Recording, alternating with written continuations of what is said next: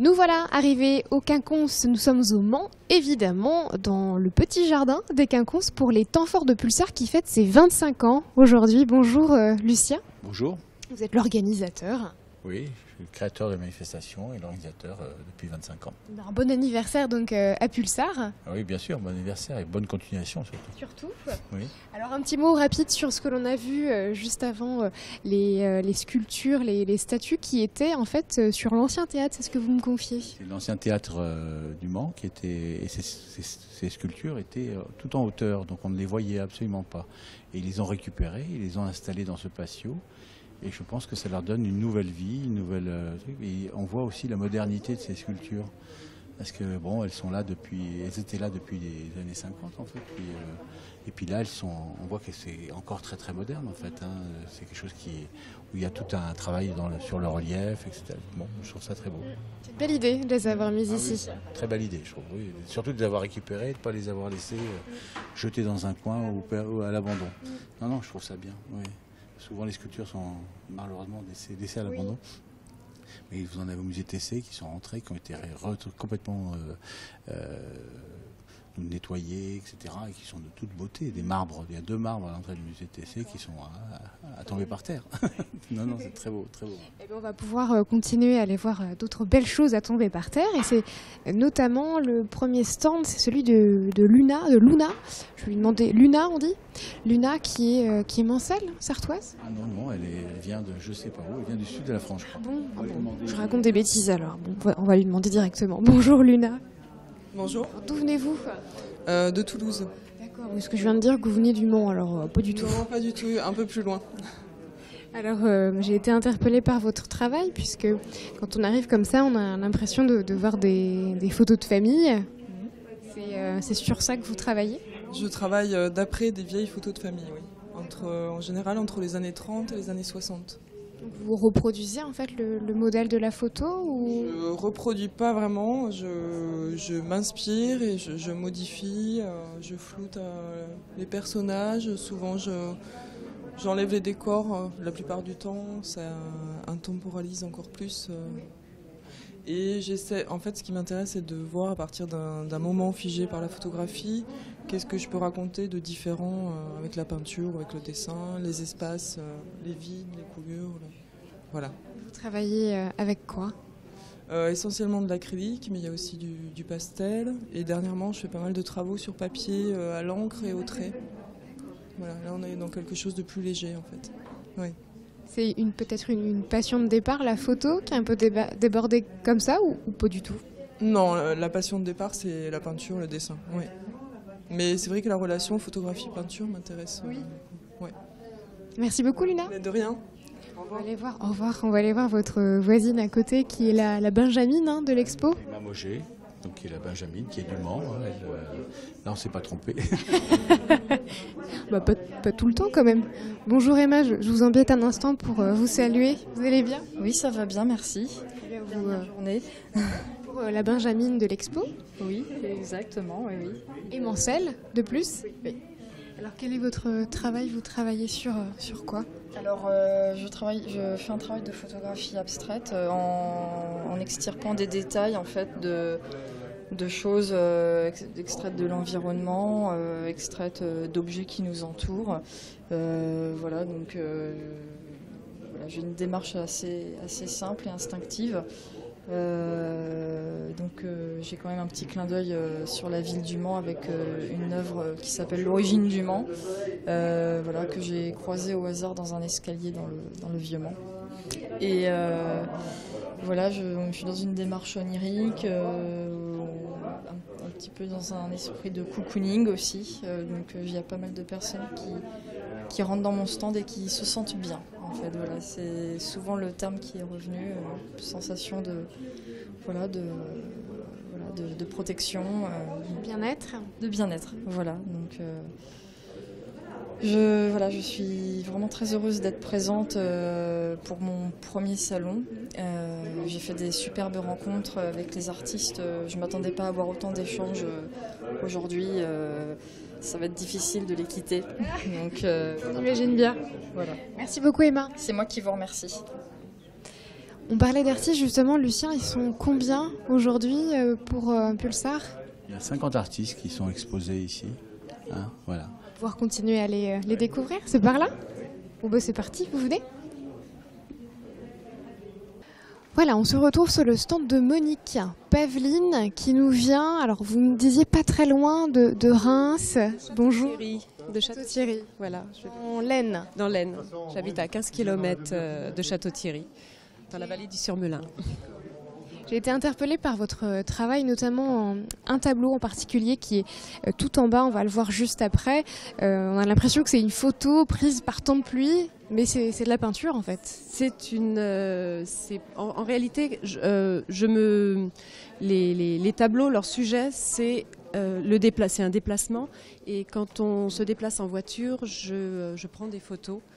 Et mon but, c'est d'arriver à choper des moments comme ça, très fugaces. Et souvent dans des ambiances de pluie, de brume, de neige aussi. Voilà. Et donc vous prenez des photos et ensuite vous les reproduisez en tableau? Et ils me servent de sujet, oui.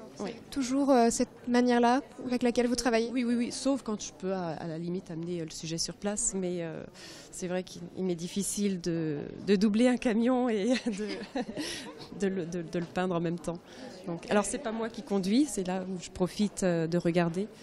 Et en même temps c'est un espace décalé aussi, c'est intéressant et de le peindre après dans un autre temps, parce que entre le temps photographique qui est juste le temps d'un clic, d'un arrêt qui nous arrête, et le temps qu'on peint, qui moi me prend beaucoup de temps parce que je mets plus d'un mois sur un tableau, ça amène peut-être une résonance intemporelle sur ma peinture et sur des sujets qui sont très ordinaires en même temps, donc où on peut se retrouver, où on peut chacun trouver sa propre part.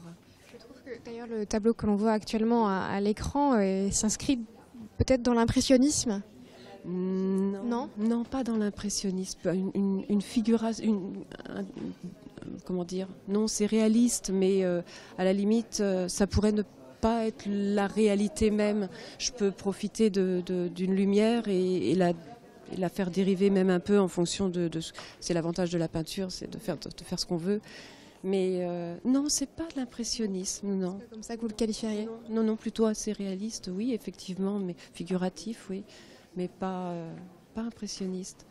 Non, effectivement, il y a un sujet assez flou, parce que où on est dans le mouvement, où on est dans cette pluie qui amène des lieux un petit peu vaporeux, effectivement, mais non. J'avoue que dans les peintres qui m'ont beaucoup inspiré, il y a eu Gerhard Richter ou plus anciennement les peintres flamands, ou des peintres, quand vous parliez de celui-là ou celui-là, me fait penser à quelqu'un que j'ai beaucoup aimé aussi, c'est Hammershøi, le peintre Hammershøi. Alors voilà, c'est plutôt des ambiances comme cela, ils ne sont pas des impressionnistes. Merci beaucoup Monique Paveline. Merci beaucoup. On va continuer avec votre voisine d'exposition qui est Michel Amblard.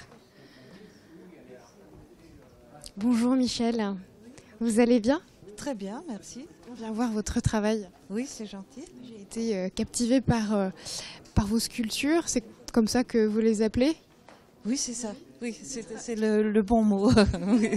Je demande toujours parce que parfois ce sont vos œuvres, vos bébés, donc on les nomme comme on veut. Vous travaillez avec quoi? Comment? Vous travaillez avec quel matériau? Avec de la terre mouillée, et après, il faut vider les statues et ensuite la terre et les laisser sécher pendant très longtemps et progressivement. Et elles ont la particularité quand même d'être colorées. Vous faites un travail de peinture derrière? De plus en plus, oui. De plus en plus, je rajoute la couleur. Au début, je faisais des choses, plutôt des nus. Et puis là, je les habille.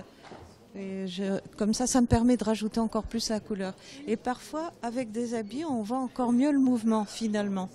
Oui. C'est vrai qu'elles sont de plus en plus personnifiées quand on voit l'évolution de vos sculptures. Elles se distinguent de beaucoup d'autres statues existantes, à mon avis. Et en plus, moi, j'aime beaucoup faire les visages, donc je m'applique particulièrement pour les visages et leur expression. Ouais. Merci beaucoup. Je vous en prie. On continue, je vous emmène à présent dans une autre salle. C'est parti. Vous découvrez à présent le travail de Maïtena Barré. Bonjour. Bonjour. Alors, lorsqu'on arrive sur votre stand, on est étonné par la grandeur en fait de vos toiles. Vous peignez quasi en grandeur nature. Taille réelle ou supérieure en fait. Mais parce que je veux que mes personnages soient au plus proche de ce qu'ils sont en vrai en fait. Et du coup, c'est déjà une façon d'approcher, de les approcher en étant déjà au moins à l'échelle 1.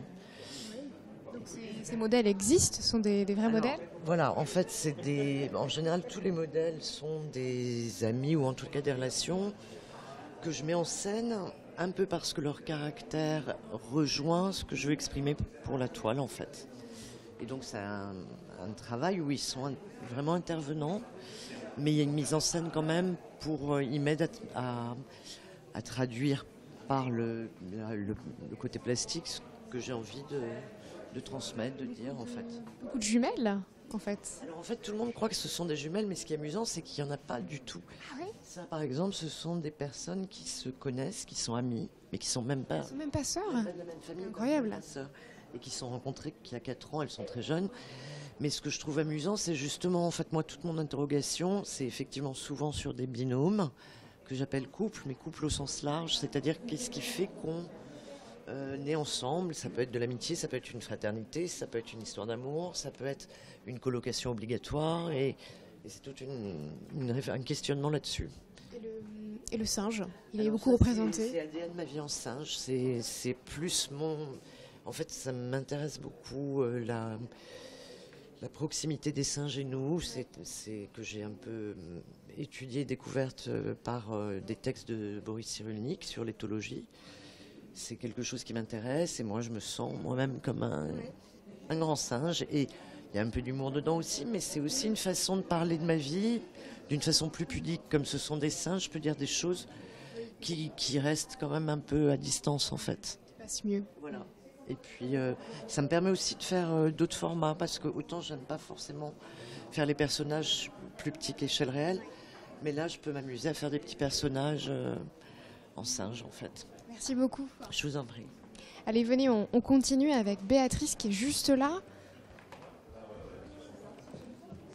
qui je crois vient d'Argentine. Bonjour Béatrice. Bonjour. Vous allez bien? Merci, très bien. On termine avec votre stand et votre magnifique travail qui est très interpellant et assez déroutant quand on observe tout de suite. Oui, je vois ce que vous voulez dire. Effectivement, je travaille en partie sur les souvenirs, sur les apparences. Les apparences, c'est-à-dire qu'on a des choses assez concrètes. On a des lieux, on a des... et quand je parle des lieux, je parle aussi des certitudes.